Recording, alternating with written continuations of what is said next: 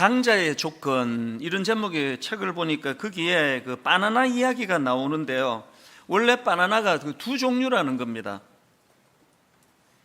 한 종류는 지금 우리가 먹고 있는 그 캐번디시 바나나라는 것이고요. 또 그런가 하면은 또 다른 한 종류는 1960년대에 사람들이 먹던 그로미셸 바나나라고 하는데요.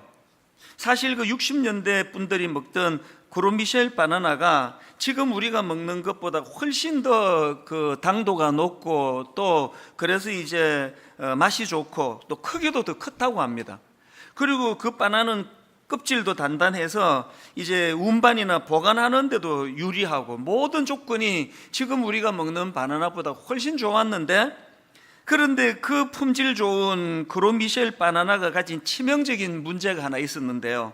그 바나나는 이 다양한 품종이 아니라 이 단일 종의 대량 생산 체계로 만들어진 것이다. 이게 무슨 말인가 봤더니요, 그 유전적인 다양성이 없으면 전염병 등 환경 변화에 적용이 어려워서 멸종의 위기에 처할 수 있다. 바로 그 60년대 분들이 먹던 그로미셸 바나나가 그래서 이제 더 이상 우리가 맛을 볼 수 없게 된 거라는 겁니다. 예를 들면은 그 바나나 암으로 불린다고 하는데요, 이 파나마병이라는 이 바나나의 치명적인 전염병이 돌았는데 현재까지도 치료법이 없다는 겁니다. 그래서 불행하게도 1960년대에 그로미셸 바나나 재배를 중단시킬 수밖에 없었고, 그 대안으로 이제 지금 우리가 먹고 있는 캐번디시 바나나가 나왔다. 또 이 캐번디시 바나나도 근원적으로는 비슷한 약점을 가지고 있다. 이제 이런 내용을 책에서 쭉 풀어 썼는데요. 그러면서 그 책에서 강조하는 게 뭐냐 하니까, 아무리 강하고 유전 조건이 좋은 그 우수한 식물이라 하더라도 그 식물의 종의 다양성이 없으면 그 새로운 질병에 적응할 수 없기 때문에 생존하기가 어렵다는 겁니다. 이걸 왜 그 책에서 이렇게 장황하게 피력했냐 하면은 그 다음 하고 싶은 말 때문이에요. 우리 인간 세계도 마찬가지라는 겁니다. 이 폐쇄적인 그 문화적 순혈주의라는 표현을 들어보셨습니까? 이 폐쇄적 문화적 순혈주의는 왜 위험한가? 그저 자신들한테 익숙하고 자신이 잘하고 있는 것에만 집착하기 쉽고, 또 이런 태도 속에는 다양한 생각이 끼어들 여지가 없기 때문에 이 극단주의로 빠질 위험이 있다는 겁니다. 우리나라는 뭐 단일 민족 뭐 이런 걸 굉장히 자부심을 갖고 강조하는 그런 나라다 보니까 항상 이런 그 폐쇄적인 그 순혈주의에 빠질 위험이 있다는 겁니다. 그러면서 그 책에서 이제 예를 하나 드는데요. 그 싱가포르의 류칸유 전 수상 아시잖아요. 이제 이분이 어느 국제회의에서 그 조지프 나이 하버드 대학교 교수님을 만나는데, 그 하버드 대학교 교수님이 그 류칸유에게 이런 질문을 던졌다고 합니다. 중국이 언제쯤 미국을 추월할 것 같습니까? 류칸유 수상은 중국계 화교 아닙니까? 당연히 팔이 안으로 굽는다고 뭐 중국 편에 서서 이야기할 것 같은데요, 너무나 의외의 말을 하더래요. 이렇게 대답했답니다. 중국이 미국을 추월하는 것은 불가능할 것입니다. 그러면서 설명한 게 굉장히 저에게 여러 가지 생각을 하게 만들었는데요. 이런 설명을 했습니다. 왜 중국이 미국을 추월하는 게 어렵나? 중국의 인적 자원은 13억이지만, 중국 인구를 말하는 거죠.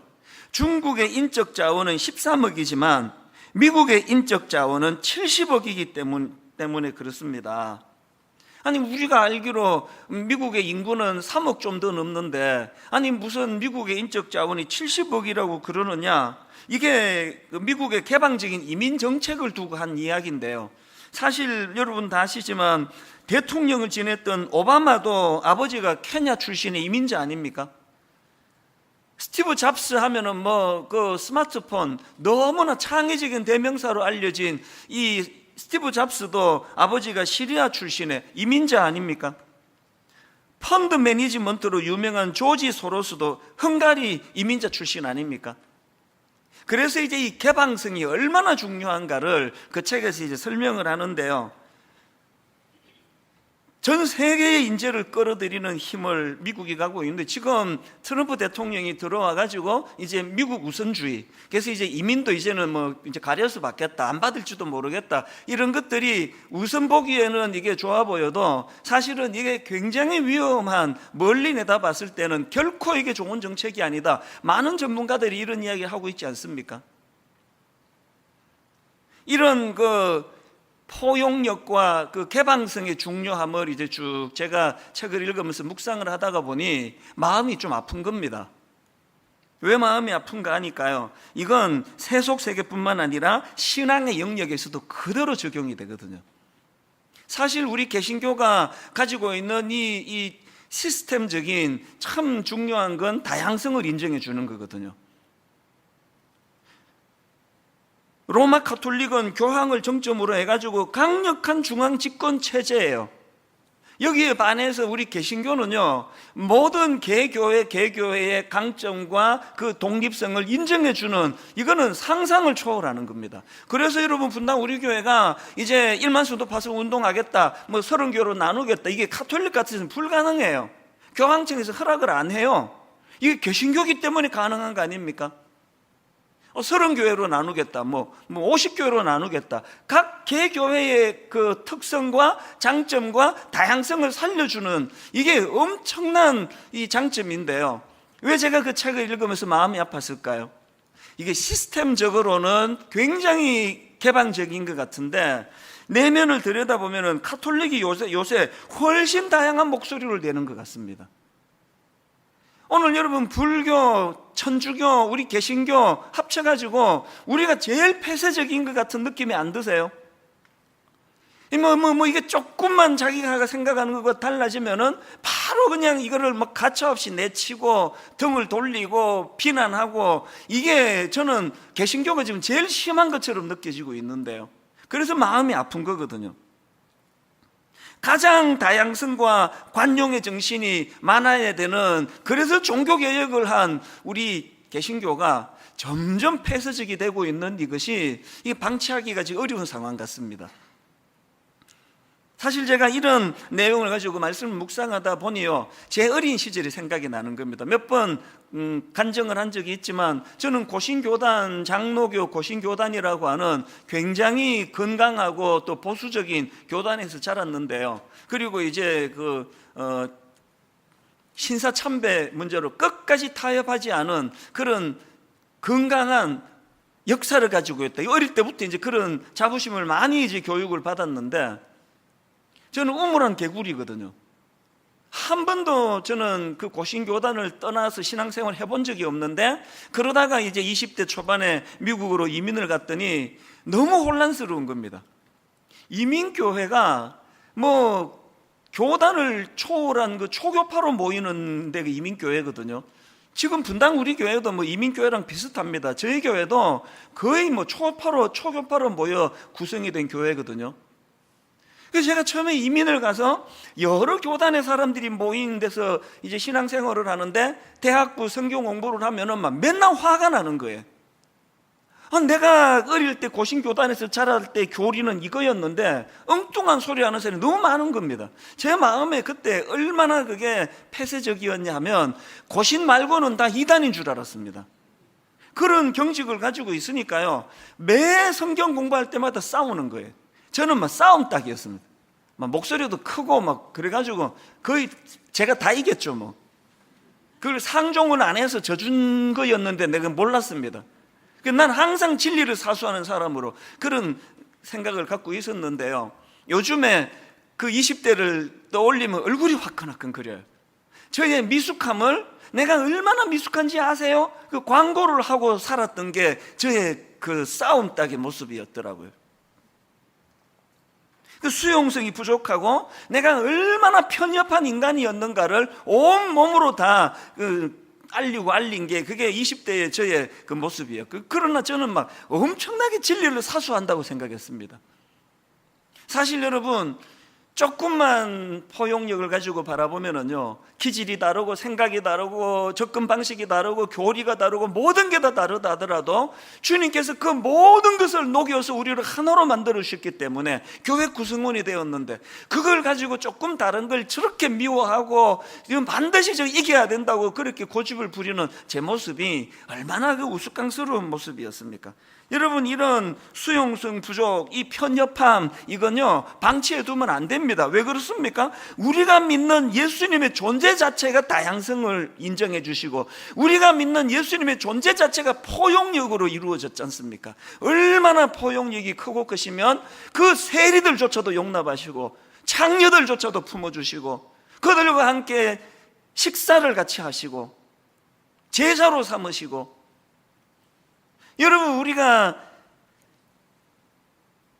예수 그리스도를 닮아가는 이것이 신앙생활의 목표라고 한다면, 오늘 신앙 연조가 깊어지면 깊어질수록 점점 편협해지고 좁아 터진 그래서 멸종할 수밖에 없는 그 바나나 같은 존재로 살아간다면 그건 모순이에요.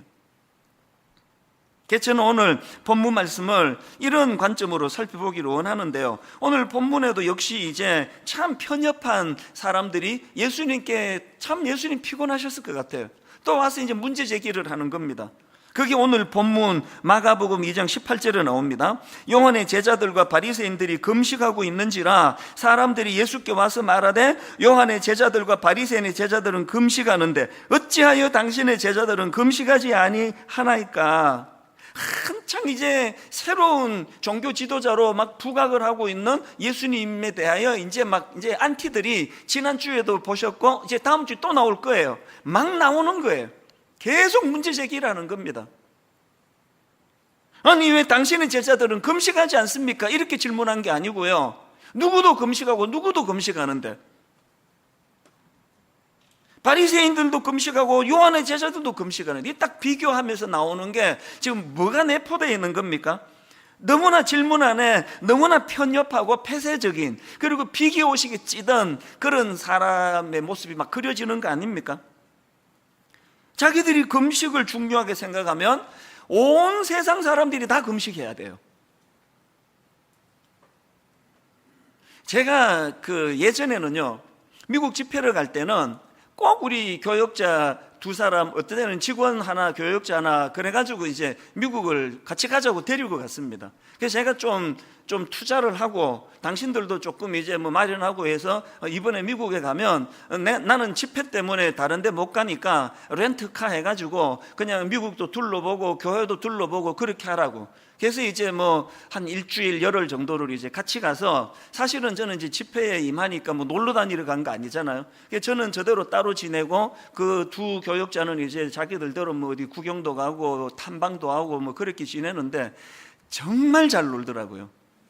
새벽에 나가가지고, 시차도 없고 새벽에 나가가지고 밤늦게까지 여기저기 다니면서 이렇게 이제 지내곤 했는데, 그런 시간을 가지면 굉장히 유익한 시간을 가졌다고 보는데요, 어느 해에요, 그 해에도 이제 그 교역자 두 사람을 같이 이제 데리고 간 거예요. 그리고는 이제 다 마치고 왔는데, 그 두 사람 중에 한 명이 얼마나 그거를 강조하는지 설교 시간에도 했던 걸로 기억합니다. 이분은 계속 주장하는 게, 이 세상은 두 종류의 사람이 있다. 미국 가본 사람하고 안 가본 사람하고, 나는 미국 가본 사람에 속한다. 이걸 계속 이제 강조를 해서 그게 굉장히 이제 인상에 남아있는 그 기억이 불쑥 떠올랐는데요. 물론 이거는 이제 웃기려고 농담으로 한 그런 이야기지만요, 오늘 본문에서 지금 예수님께 문제를 삼는 그 사람들은 딱 이 종류예요. 자기가 금식에 관심이 있으면 이 세상 신앙생활은 둘밖에 없다. 금식하는 사람하고 금식 안 하는 사람하고.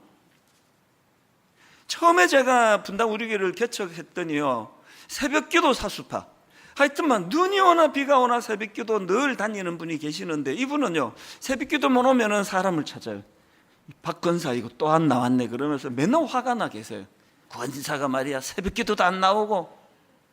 또 어떤 분은 큐티 사수파, 목숨 걸고 큐티를 하는데, 이분도 맨날 화가 나 있습니다. 어떻게 예수 믿는다면서 큐티도 안 하느냐고 그러면서. 이분들은요 딱 세상 사람은 두 종류예요. 큐티하는 사람, 큐티 안 하는 사람. 새벽기도 나오는 사람, 새벽기도 안 나오는 사람, 제가 뭐라고 권했는지 아십니까? 집사님도 큐티하지 마시라 그랬어요. 권사님도 새벽기도 나오지 마시고 누구 정죄하는 것도 그치시라고.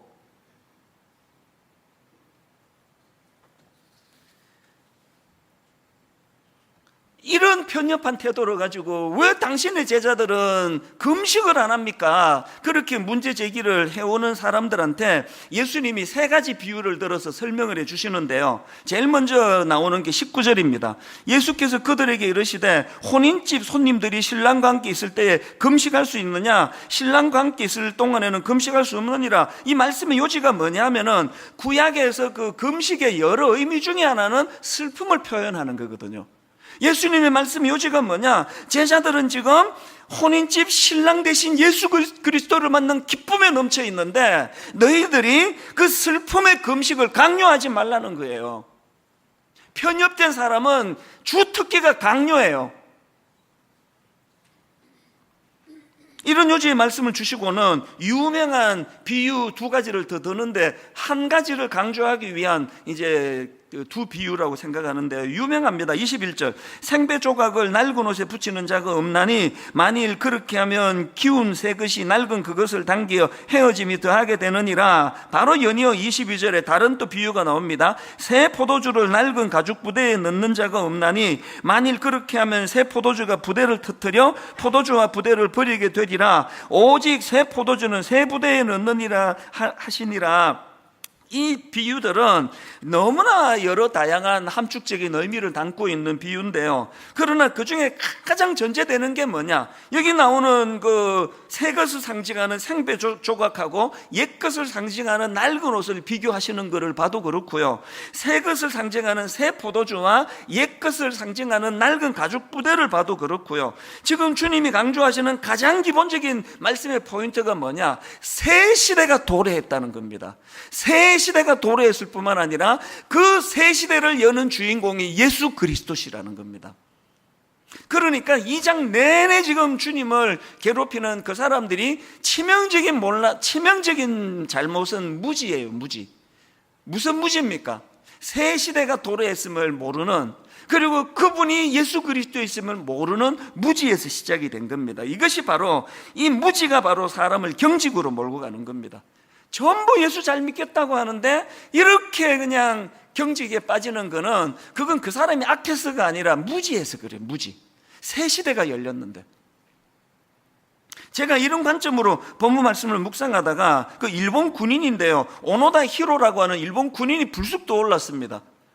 오노다 히로라는 일본 군인은 2차 대전 때 그 필리핀에 참전했던 일본군 장교인데요, 여러분이 다 아시잖아요. 1945년도에 일본이 항복을 하고 전쟁이 끝나지 않습니까? 그런데도 불구하고 이 오노다 히로는 일본이 항복한 뒤에도 전쟁이 끝났다는 사실을 받아들이지 못해가지고, 그래서 무려 필리핀 루방섬에 밀림에서 29년 동안 홀로 지내요. 아니, 말이 29년이지 청춘을 거기에 다 갖다 바친 거 아닙니까?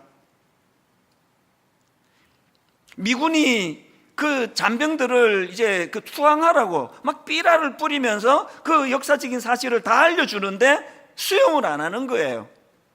저거 무슨 저 함정이다, 저거 음모다. 그 새 시대가 도래한 걸 용납을 하지 않으니 이런 끔찍한 경직된 인생을 살 수밖에 없었다는 거 아닙니까? 요한복음 20장에 나오는 도마도 마찬가지입니다. 자, 20장 24절 25절 유명한 내용입니다. 12 제자 중에 하나로서 디두모라 불리는 도마는 예수께서 오셨을 때에 함께 있지 아니한지라 다른 사람들이 그에게 이르되 우리가 주를 보았노라 하니, 도마가 이르되 내가 그의 손에 못자국을 보며 내 손가락을 그 못자국에 넣으며 내 손을 그 옆구리에 넣어보지 않고는 믿지 아니하겠노라. 이 도마의 경직은 어디에서 나온 겁니까? 무지함이에요. 다른 모든 제자들은 부활하신 주님을 만나 새로운 시대를 열어가시는 그 주님으로 인해 감격의 벅참으로 나는 부활하신 주님을 보았다고 그렇게 기뻐하는데 그 기쁨에 동참을 못하는 거예요. 난 그거 안 믿어. 여러분, 우리가 도마의 이런 어리석음을 피하기 위해서는 정말 예수 그리스도 부활하신 주님, 그 주님을 인격적으로 만나야 돼요. 제가 사백을 이를 악물고 고수하는 것도 내버려두면 경직되는 게 인간이니까 그 경직을 풀어주시는 유일한 대안 되시는 예수 그리스도를, 그분의 말씀을 내가 늘 묵상하고 그분을 인격적으로 저와 교제가 이루어지지 않으면 언제 저도 도마 같은 인간이 될지 모르기 때문에 두려움으로 새벽을 깨우는 거거든요. 그게 좀 더 구체적으로 여러분, 우리가 어떻게 하면은 이런 낡은 신앙생활, 자기도 기쁨이 없고 금식을 하기는 하는데 그들이요 그냥 일주일에 2번씩 금식을 하고 그 종교적인 행위로서의 금식이 뭐가 기뻤겠습니까? 자기도 그냥 얽매이는 신앙생활을 하고 남들에 대해서도 끊임없이 그렇게 문제 제기하는 이런 피곤한 신앙생활을 벗어버리기 위해서는 새 시대를 열어주신 예수 그리스도를 만나야 되는데, 그럼 좀 더 구체적으로 어떻게 하면 우리도 그런 새 시대를 열어주신 주님과 더불어 좀 더 성숙하고 기쁜 신앙생활을 할 수 있을까? 한 3가지 대안을 마련해 봤는데요, 첫 번째 대안이 경직 풀기입니다. 이건 시종일관 강조하는 겁니다. 경직을 풀어야 됩니다. 22절에서 새 포도주를 낡은 가죽 부대에 넣는 자가 없나니 만일 그렇게 하면 새 포도주가 부대를 터뜨려 포도주와 부대를 버리게 되리라. 오직 새 포도주는 새 부대에 넣느니라 하시니라. 여기서 주님이 말씀하시는 새 포도주의 가장 큰 특징은 발효예요. 발효. 그래서 부피가 팽창하는 거예요. 부피가 점점 팽창해지니까 이제 이 낡은 가죽 부대, 그 당시 팔레스타인 지역에서는 염소 가죽으로 이제 부대를 만드는데요, 아시지만 그 새 가죽 부대는 특징이 신축성이에요. 이게 플라스틱으로 만든 인간의 작품으로는 이게 나오지 않습니다. 이게 하나님의 작품이에요.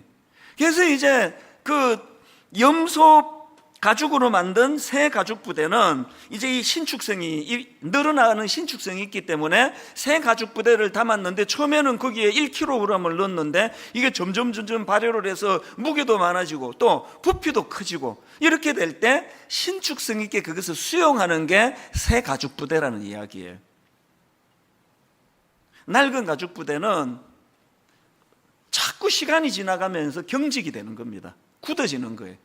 그래서 이게 새 가죽 부대가 발효를 하고 부피가 팽창해지면은 거기에 맞추어서 그 유동성 있게 유연하게 대처해야 되는데 경직이 돼 있으니까 이게 신축성이 없으니까 그래서 터져버린다는 겁니다. 사도행전 10장에 보면은요, 이 낡은 가죽 부대와 같이 그렇게 하나님께 경직한 인물이 나오는데 놀랍게도 베드로라는 그 당시 엄청난 지도자입니다. 사도행전 10장 9절부터 여러분 잘 아는 내용인데 한번 들어보십시오. 이튿날 그들이 길을 가다가 그 성에 가까이 갔을 그때에 베드로가 기도하려고 지붕에 올라가니 그 시각은 제6시더라. 그가 시장하여 먹고자 하며 사람들이 준비할 때에 황홀한 중에 하늘이 열리며 한 그릇이 내려오는 것을 보니 큰 보자기 같고 내 귀를 메어 땅에 들이웠더라. 그 안에 땅에 있는 각종 4발 가진 짐승과 기는 것과 공중에 나는 것들이 있더라. 또 소리가 이르되 베드로야 일어나 잡아 먹어라. 이제 하나님 주시는 말씀입니다. 또 소리가 이르되 있으되 베드로야 일어나 잡아 먹으라 하거늘 베드로가 이르되 주여 그럴 수 없나이다. 속되고 깨끗하지 아니한 것을 내가 결코 먹지 아니하였나이다 한데, 이 말씀의 배경이요, 지금 하나님께서 베드로에게 이방인 고넬료를 만나는 것을 권하고 있는 중입니다. 이제 하나님은 새 시대를 열기 원하세요. 이방인들에게도 복음의 문을 확장 열어가는 과정에서 베드로를 사용하기 원하세요. 그래서 베드로의 고정관념을 깨트리기 위하여 이런 보자기 완성을 보여주시는데요, 못 먹겠다는 거예요. 뭐라고 이야기합니까? 이런 속된 거, 깨끗하지 않은 거 나 못 먹습니다. 여러분, 이게 기가 막힌 게 한번 생각을 해보세요.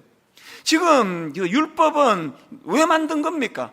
어떻게 해서든 하나님 더 잘 섬기려고 만든 거 아닙니까? 어떻게 해서든 하나님 말씀에 순종하려고 만든 게 율법인데, 지금 유대인 베드로는요, 주님을 사랑하고 순종하기 위해서 만든 율법 때문에 주님 말씀에 지금 불순종하고 있는 겁니다. 제가 기가 막히는 것은 15절 16절이에요. 또 두 번째 소리가 있어 하나님께서 깨끗하게 하신 것을 네가 속되다 하지 말라 하더라. 이런 일이 3번 있은 후 얼마나 경직이 됐으면, 얼마나 자기 생각이 막 확고부동했으면, 아니 하나님께서 지금 말씀을 주시는데 네가 잘못 생각한 거다, 3번에 걸쳐서 말씀을 주시는데. 여러분 참 가슴 아픈 건요, 이때 베드로는 초신자 때가 아닙니다. 어마어마한 초대교회 지도자의 자리에 있을 때예요. 뭘 의미합니까? 예수님 당시에 그 종교 지도자들은 어쩌하다 그렇게 경직이 됐습니까? 어떡하다 그렇게 됐냐고요? 분석이 나오지 않습니다. 그게 인간이에요. 시간 지나면 굳어지고, 시간 지나면 경직이 되고, 시간 지나면 고집불통이 되고, 시간 지나면 늘 자기만이 옳고, 내가 금식하면 세상 모든 사람도 다 금식하지 않으면 못 견딜 것 같고, 이런 경직을 풀지 않으면 신앙생활이 진짜 괴물처럼 피곤해집니다. 여러분 마태복음 6장 16절을 보십시오. 금식할 때에 너희는 외식하는 자들과 같이 슬픈 기색을 보이지 말라. 그들은 금식하는 것을 사람에게 보이려고 얼굴을 흉하게 하느니라. 막 끊임없이 사람을 의식하기 시작하는 겁니다. 오늘 여러분이 나는 얼마나 하나님 앞에 경직이 됐는지 모르겠는데, 그러면요 이거 점검해 보시면 돼요. 경직이 되면 될수록 사람을 의식해요. 사람에게 관심을 갖고, 사람이 뭐라고 생각할까? 하나님이 뭐 이렇게 생각하신 거야, 그건 잘 모르겠고, 사람들 앞에 인정을 받아야 되는 거 아닙니까? 그리고 이런 사람들이 갖고 있는 더 치명적인 게 누가복음 18장 11절 12절에 나옵니다. 바리새인은 서서 따로 기도하여 이르되, 하나님이여, 나는 다른 사람들 곧 토색, 불의, 간음을 하는 자들과 같지 아니하고 이 세리와도 같지 아니함을 감사하나이다. 그리고 12절에 이 종교적 행위 대단합니다. 나는 일회에 2번씩 금식하고 소득의 11조를 드리나이다. 일주일에 이틀을 구분해 가지고 금식을 하는 종교적인 행위를 하고 있는데, 거기에는 다른 사람들을 멸시하고 함부로 대하고, 이런 금식을 하나님 받으시겠습니까? 리차드 마우라는 그 풀러 신학교 총장 출신인데요, 이분이 쓴 무례한 기독교라는 책을, 저는 그 제목을 가지고 늘 저에게 경고를 삼습니다. 무례한 기독교. 여기서 강조하는 건 이 무분별한 포용주의, 우리 모든 보수적인 교단이 경계하는 거 아닙니까? 무분별한 포용주의하고 독선적 배타주의, 이 양극단이 다 문제라는 겁니다. 무분별한 포용주의, 이 종교 다원아, 진리가 하나님에게만 있나, 이것도 받아들이고 저것도 받아들이고 이것도 받아들이고, 이 무분별한 포용주의는 위험하다, 우리 다 알아요, 보수적인 교단은. 그런데 이거와 똑같이 독선적인 배타주의. 그래서 그 책의 핵심은요, 하나님 앞에서 건강한 확신을 갖는 것 못지않게 예의를 갖추는 게 중요하다는.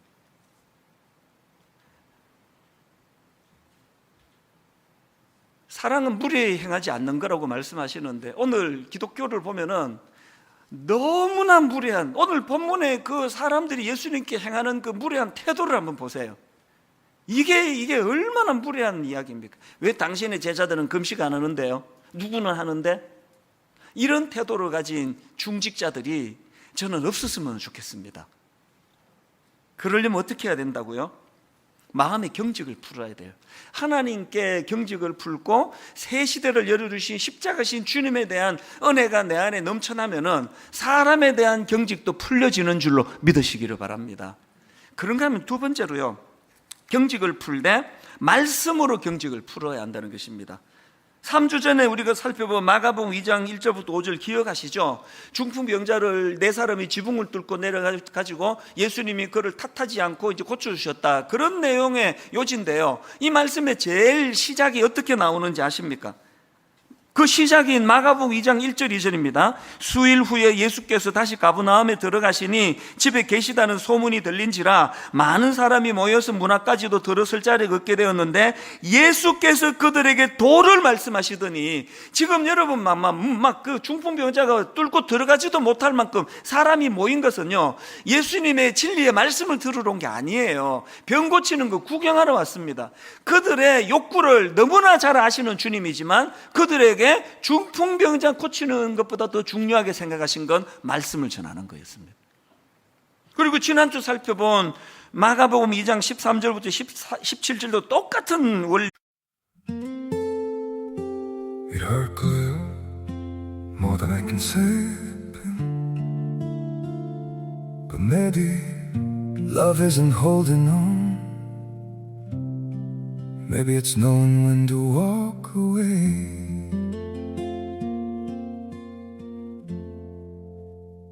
We try to hold what we're slipping through, like sand running from our hands. Every promise started losing shape. We couldn't be what we once planned. Your eyes would look right through mine, like you were already gone. We stayed too long in a fading light, trying to prove we still. It hurt good, more than I can say. But maybe love isn't holding on. Maybe it's knowing when to walk away.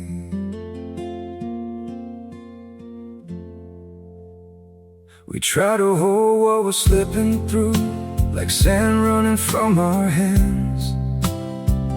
Every promise started losing shape. We couldn't be what we once planned. Your eyes would look right through mine, like you were already gone. We stayed too long in a fading light, trying to prove we still. It hurt good, more than I can say. But maybe love isn't holding on. Maybe it's knowing when to walk away.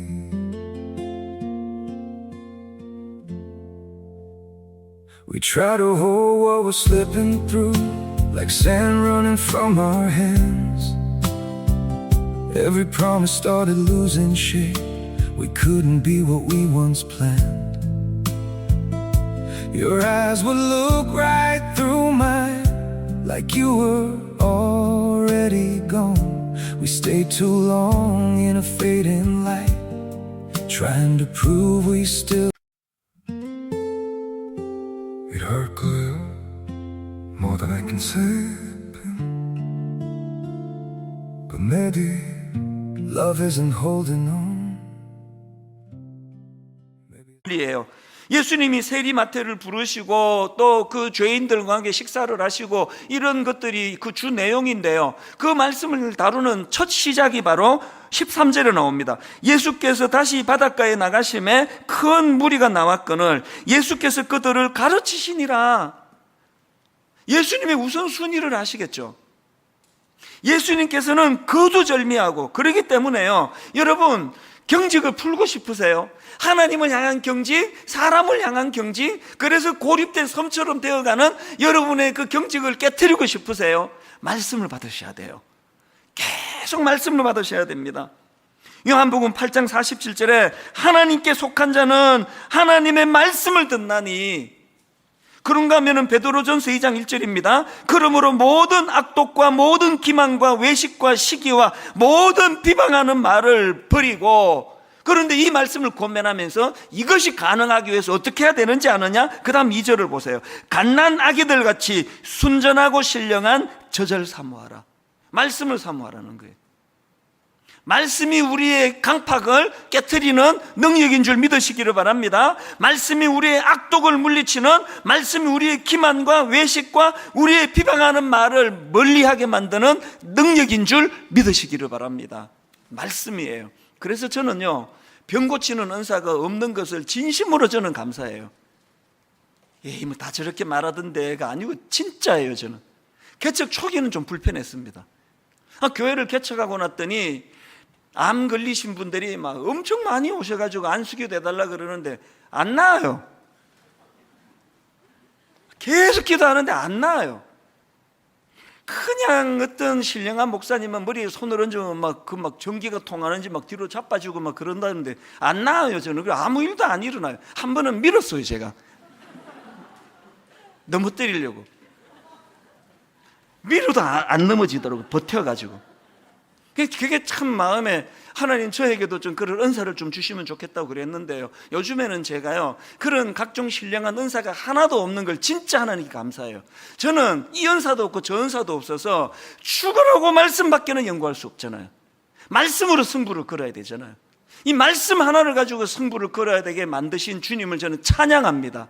분당 우리 교회는 뭐 그런 막 치유가 일어나고 막 신유 은사가 나타나고 막 금요 기도회 때 아픈 사람이 줄을 서서 나오고 이런 교회 아닙니다. 그 시간에 기도하자는 거예요. 기도하되 말씀 붙들고 기도하자는 거예요. 말씀 안에 그런 치유의 역사가 포함되어 있는 줄 믿기 때문입니다. 말씀 안에 괴팍한 성격이 고쳐지는 능력이 있는 줄 믿기 때문입니다. 말씀 안에 편협하기 짝이 없는, 어릴 때부터 그냥 내가 자란 교단만이 최고라고 생각했던 이 강팍했던 20대의 이찬수 목사를 완전히 바꾸어 놓는 능력이 말씀 안에 있는 줄로 믿으시기를 바랍니다. 말씀이에요.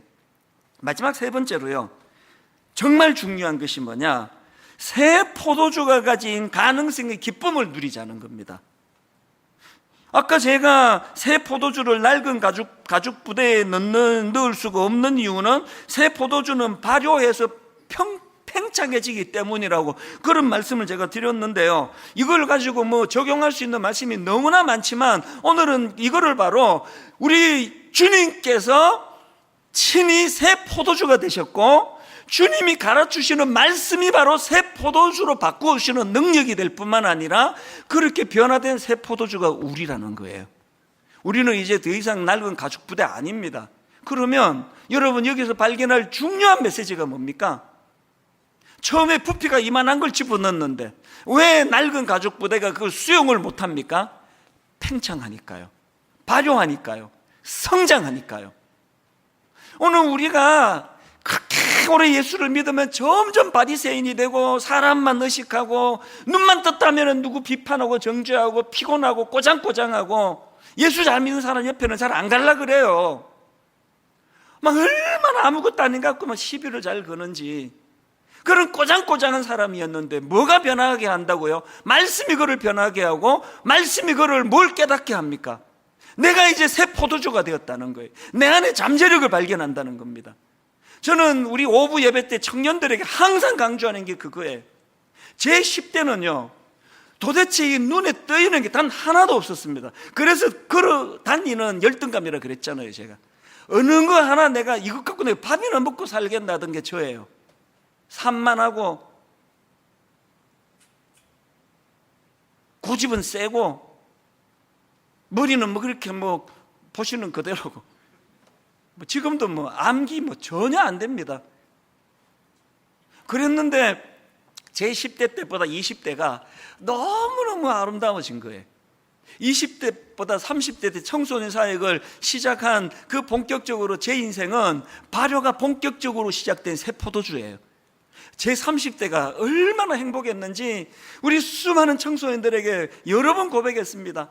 목사님이 미국에서 한국으로 이민 올 때 나는 단독 목회 꿈을 꾸고 왔는데 오늘 하나님 나 데리고 가셔서 교회의 꿈은 말뚝도 못 받고 내 인생 끝나도 난 하나도 미련이 없다. 너희들하고 지낸 이 시간이 이 정도로나 행복했다. 오죽하면은 40대에 교회를 개척하면서 하나님 이제 저를 위한 기쁨은 30대 때 다 찾아먹었고 이후로는 주님께 그냥 드리기만 하겠다. 그렇게 하고 교회를 개척했더니 세상에 분당 우리 교회에 발효가 말로 다 알 수 없는 기쁨으로 저를 엄습한 건 여러분 다 보신 거 아닙니까? 지금부터는 내 인생을. 내 50대는 또 상상을 초월하는 생각지도 못한 1만 순도 파송 운동이라는 이런 놀라운 하나님의 창의력을 주셔서 이 촌놈이 한국교회를 놓고 고민하고 기도하고 참 작은 교회들을 섬길 수 있는 뭐가 없을까를 내내 고민해서 괴로운 시간도 많았지만 이게 저를 타락을 막고 변질을 막는 하나님의 장치였다는 게 가슴 벅차게 감사한 거예요. 그리고 내가 지금 딱 60살 아닙니까? 안 믿어지시죠? 40대인 줄 알았는데 제가 60살이에요. 저는요 60이 되면 사람들이 허무하다 그러고 우울하다 그러고 이제 늙은이로 진입한다 그러고 뭐 그런 친구들 얘기를 뭐 농담이겠지만 가끔 듣지만요 제 60대는 황홀해요. 기대감으로 시작을 합니다. 드디어 이제 50을 넘어 60대로 진입했는데 나의 60대는 얼마나 발효가 풍성한 하나님 은혜로 가득 찰 것인가 너무 기대가 되는 거예요. 이제 1만수도 파송운동이 어떻게 열매 맺을 거며, 가평 우리 마을이 이제 하나님께서 어떤 아름다운 은혜로 이 동산을 만들어 줄 거며, 우리 5 식구 중에요 제일 먼저 일어나는 게 저고요, 꿈이 제일 많아서 잠을 못 이루는 것도 저고요. 저는 그 당연하다 생각합니다. 여러분, 애들 보고 자꾸 꿈꾸라 그런 얘기 하지 마세요. 걔들이 뭘 알아서 꿈을 꾸겠냐고요. 발효가 지금 시작될 듯 말 듯한 그 애들한테 꿈은 자기가 꾸어야 되는데, 엄마가 꾸어야 되는 거 아닙니까? 아빠가 꾸어야 되는 거 아닙니까? 결론을 이렇게 맺기를 원해요. 오늘 본문에 포도주가 발효되는 그 모습을 보다가 요한복음 2장의 가나 혼인잔치가 생각나 가슴이 터지는 줄 알았습니다. 예수님이 땅에 오셔서 가장 먼저 행하신 기적이 물을 포도주로 바꾸어 주시는 기적. 너무 사소한 거 아닙니까? 인류를 구원하러 오신 그분 입장에서 뭐 남의 잔치집 가가지고 물을 포도주로 바꾸는 게 이게 너무 스케일이 작은 거 아니냐고요. 그게 인간의 시각이에요. 주님은요, 포도주가 떨어져 당황해야 하는 그 잔치집에 물을 포도주로 바꾸어 주시고 그것을 내가 표적을 행하여, 요한복음 2장 11절 한번 보십시오. 요한복음 2장 11절에 보니까 예수께서 이 첫 표적을 갈릴리 가나에서 행하여, 이 표적이 영어 성경으로 사인이에요, 사인. 왜 이게 제가 가슴이 터질 것 같은 감격으로 다가왔는지 아시겠죠? 사람들이 들어가면서 입구에서 손 씻고 난, 이제는 이제 구정물, 요즘같이 뭐 코로나 바이러스 있으면은 그 손은 바로 버려야 돼요. 수많은 사람들이 손 씻고 남은 항아리에 든 그 구정물 같은 물을 가지고 향기 나는 포도주를 만들어 주시고, 이게 사인이래요. 장차 주님이 오셔서 하실 일이 이런 일이래요. 구정물 같은 인생을 향내나는 포도주 같은 인생으로 바꾸어 주시는 이 일을 위하여 내가 이 땅에 오셨다. 이 사인이 처음으로 베풀어 주신 가나 혼인잔치에서 물을 포도주로 바꾸어 준 사건입니다. 결론을 맺습니다. 왜 자꾸 경직이 되는지 아세요? 왜 그 아무것도 아닌 거 붙잡고 그렇게 맨날 남을 피곤하게 하고 시비 걸고 하는지 아세요? 자기 자신 안에 발효가 되는 존재라는 걸 모르기 때문이에요. 오늘 여러분 이 감격을 회복하시기 바랍니다. 이제는요, 옛사람들 경직된 것들, 굳어진 그 낡은 가죽 부대 같은 것들은 우리를 수용도 못할 창의를 가지고 팽창해 가는 게 저와 여러분인 줄 믿으시기를 바랍니다. 이 믿음을 가지고 자녀들을 교육하시기 바랍니다. 이 믿음을 가지고 자녀들을 바라보면 아직은 발효가 덜 돼서 답답한 면이 있을지 모르지만 갈수록 발효되어 갈수록 향내나는 포도주가 될 줄로 믿으시기를 바랍니다. 저는 오늘 결론은, 원래 저는 이제 말씀을 쭉 맥을 잡고 여기에 맞는 찬양을 이제 고르는 게 제게 즐거움인데요, 오늘 저는 이 찬양을 발견했습니다. 찬송가 302장. 내 주 하나님 넓고 큰 은혜는 저 큰 바다보다 깊다. 너 큰 닷줄을 끌러 깊은 데로 저 한가운데 가보라. 2절에 보니까 왜 너 인생은 언제나 거기서 그 얕은 곳에서 찰싹거리고 사느냐. 그 밑 모르는 깊은 바다 속을 한번 헤아려 보지 않겠느냐. 왜 우리가 이렇게 편협한 그런 기독교라고 그렇게 손가락질 받아야 되느냐고요. 더 깊은 데로 가셔야 돼요. 여러분, 더 발효가 뜨겁게 일어나는, 하나님 내 인생에 개입해 주셔서 나는 이제 더 이상 낡은 가죽 부대가 아닙니다. 나는 이제 하나님 앞에 꿈을 가지고 달려나가는 향내나는 포도주 같은 인생이 되어가고 있는 줄 믿습니다. 이 믿음을 가지고 우리 찬양을 우리 기쁨으로 우리 손뼉치면서 우리 자녀들을 축복하고 교회를 축복하고 하나님 이제 새 포도주의 발효를 꿈꾸는 우리들 되게 하여 주시옵소서. 가사를 생각하며 함께 찬양하기 원합니다.